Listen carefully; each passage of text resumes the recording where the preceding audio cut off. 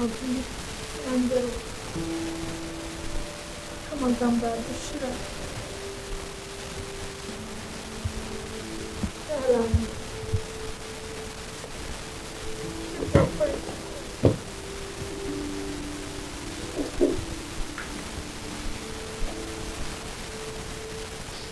kureba nkabona yambaye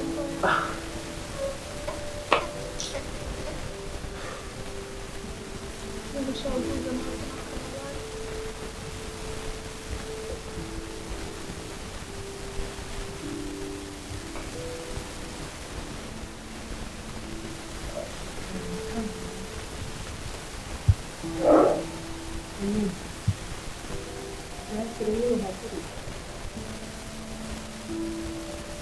Nasugo usanga hasi umuntu w'umugabo noneho wateye n'inda ugasanga wigaragura gutyo yabifata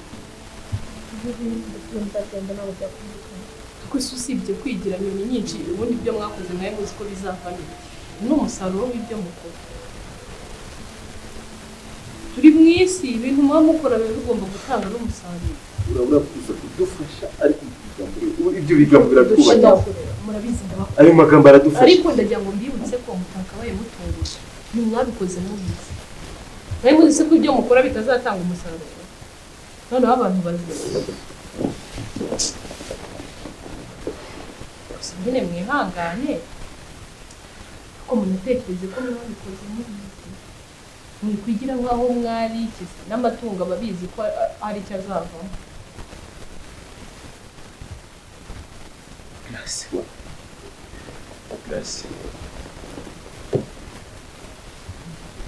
Ivuga ni ukuri.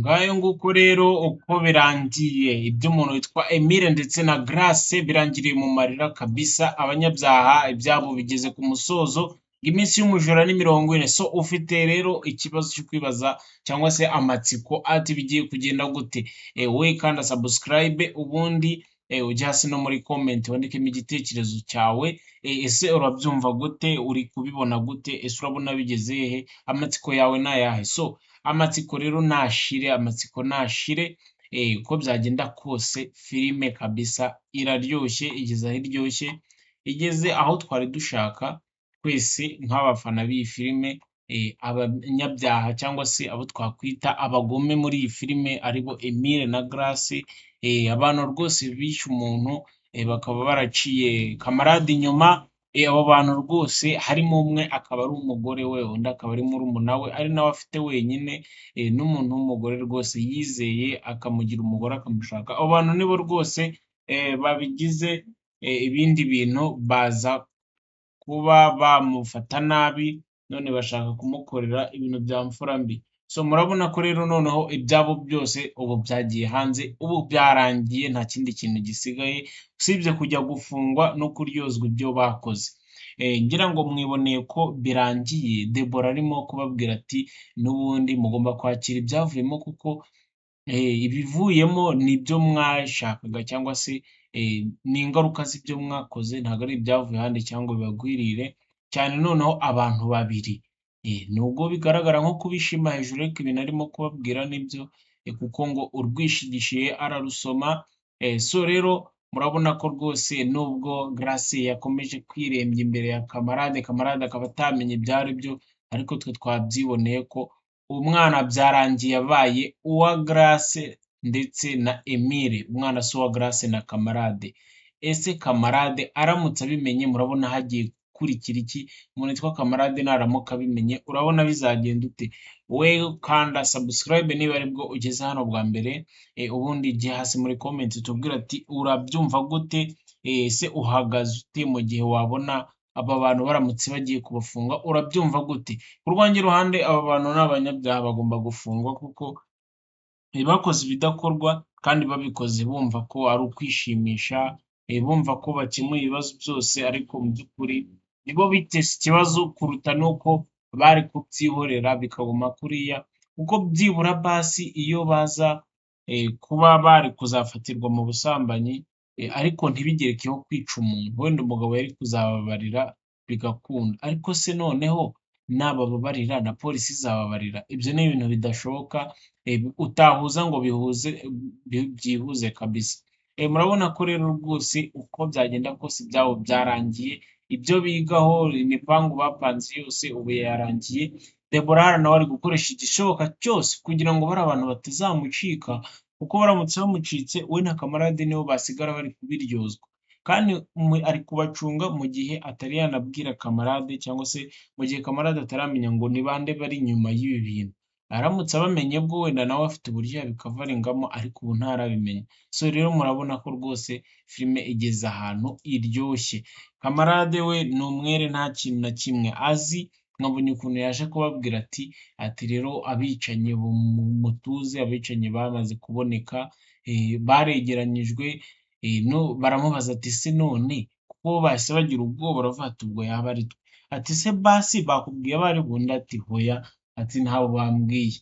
Ubwo rero mwabonye ko basigaye mu rujijo baterana amagambo, na Deborah ababwira ati nta wundi muntu waba warabikoze, nyine nimwe murabizi, mwikwirirwa mubaza ubusa muruhanye.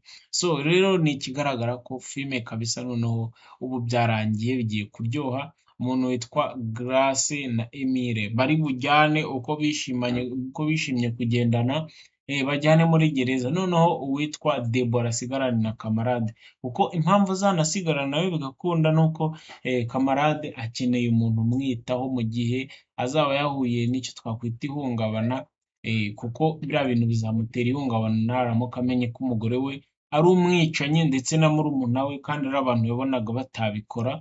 Nabona ari bo baje mu majwi akabona birabahamye, rwose murumva nawe ukuntu bizamugendekera. Rero aho ngaho niho Deborah azahita amufatirana, akahita amuhereza keya, akamwitaho kugira ngo amube hafi.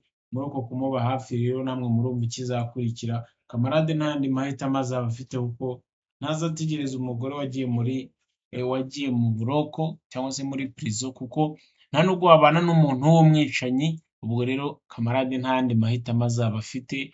Yego wenda ashobora kubanza kubitekerezaho, ariko keya Deborah azamuhereza kugira ngo agarure ibyo bitekerezo, agaruke mu buzima busanzwe, ibyo bintu nawe azamwishyura mu kumugira umugore wiwe, cyangwa se kumugeza ku nzozi Deborah ashaka.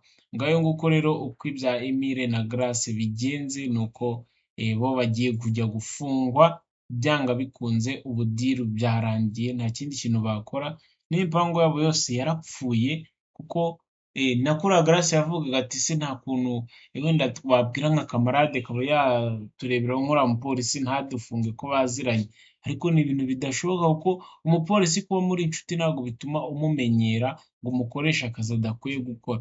Ikindi nta nubwo Grace yapfa kubona aho abihera abwira kamarade ati twe twishe umuntu, wenda ngo ashaka uburyo abikemura, kuko ntiyajya kubikemura atazi ko ibyo bintu byabereye mu rugo rwe. Ariko nanone Grace nta buryo afite bwo kuba yabivuga. Murumva ko rero kabisa filime igeze aho iryoshye. Asigaye reka twihere ijisho izindi episode zikurikira. Ni umuriro gusa, ni umuriro, ngira ngo biraryoshye kabisa uko byagenda kose. Ikindi nakwibutsa, banza ukande subscribe, wandike n'igitekerezo cyawe, ukande like, ukore na share. Ikintu nari ngiye kukubwira ni uko uko ureba izi filime kabisa ugomba kuzikuramo inyigisho, ukajya umenya icyo wigiye muri filime.